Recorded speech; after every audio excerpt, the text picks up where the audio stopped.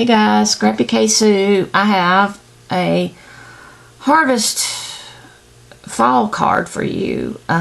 This is one I've been wanting to make for a long time. Actually, I got this die last year or year before, I can't remember. And I actually cut it out and put tape behind it so I could keep all the little pieces that came out of it. And I actually still have them right here on this blue tape. And I was going to do it that way and then just, color everything, but then I decided I wanted to do it different. So here's what I came up with. The backing of this is a glitter paper from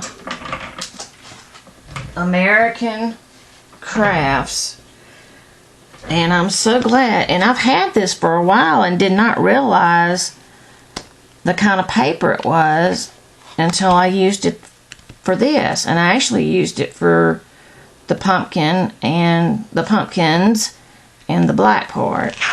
This paper is all glitter. It's really thin, and I thought, well, that's gonna not be good. If it's real thin, it's not gonna cut good. But actually, the back of the paper is actually paper that you can cut through good. Now there's some of that paper, and I can't remember who, and maybe it's DCWV or somebody else, that when you cut through it, it won't cut all the way through the glitter part, and you have to maybe put like a piece of paper or something behind it. And I know it's got to be, the glitter's got to be printed, or not printed, but made on top of paper, I guess. I haven't really looked at it real good, but this one just cuts really good because it's got the paper on it already. I'll tell you what, hang on a second, let me get, I know where that paper is. Yeah, it's DCWV. It's this glitzy glitter paper. Here's the thing. And this paper, even though it's got paper on the back, it's that glitter that's like mushed into it like really good, and of course it doesn't come off. But every time I die cut with this, especially with intricate dies, it doesn't cut all the way through all of it, and I wind up spending more time with a knife or something trying to get those unconnected, and it's just really irritating. So I really figured that these I would use for the back, or like matting of some type, or just like a one piece, not an intricate die, like just a shape die or something that I would have to use it on. So I don't know about that. But anyway, when I found this in my stash and I cut it, I said, well, I'm going to try it because it actually had orange in here. And that's what I used for this card. And I said, oh, well, let me try that. And then I went like this, and I'm like, that's like so thin. I wonder if that's even going to cut right. Well, it cut fine.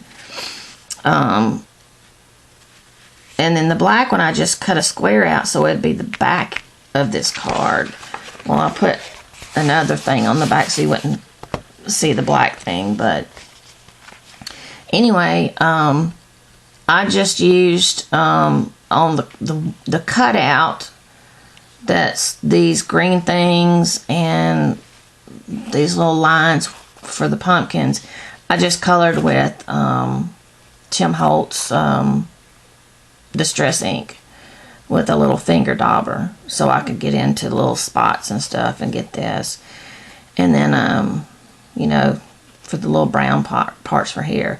And so I just put that back in the slot that it came out of on top of the black, and it just pops. It comes out better. This sentiment, Pumpkin Kisses and Harvest Wishes, came from the Colorado Craft Company pumpkin stamp. That's right here. And the leaves that I put in, it was just, I didn't know what to put here because it was just so empty. I said, I gotta put something. So I just figured I'd put some leaves and acorns there, and I cannot for the life of me remember who that die is from. Sorry. And like I said before, in other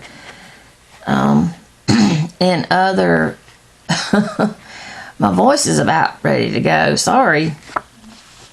Like I've said in my other videos, if you have questions about anything and want to know where the dye or who the dye is from and I don't say it, just let me know and I will find it for you.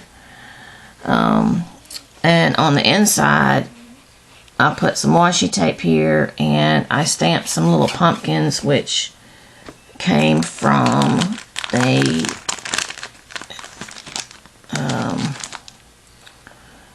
Jaded Blossom autumn panels. These little pumpkins right here. I really like these. They made them to be used on boxes or 3D things that you could put this like on the side of it, and each one, a different side. You can go to their website at jadedblossom.com and look up autumn panels. You may have to look it up in their blog to find out what I'm talking about as far as how they did it. But I just used the pumpkins to put in here. And I think it came out alright. What you think? Alright guys, I think that's it for my autumn cards. I've got to send some of them out before it's not autumn anymore and it's winter. I need to send them out before Halloween, I guess. Alright, we'll talk to you guys later. Let me know if you have any questions, and we'll get back to you soon. Thanks. Bye.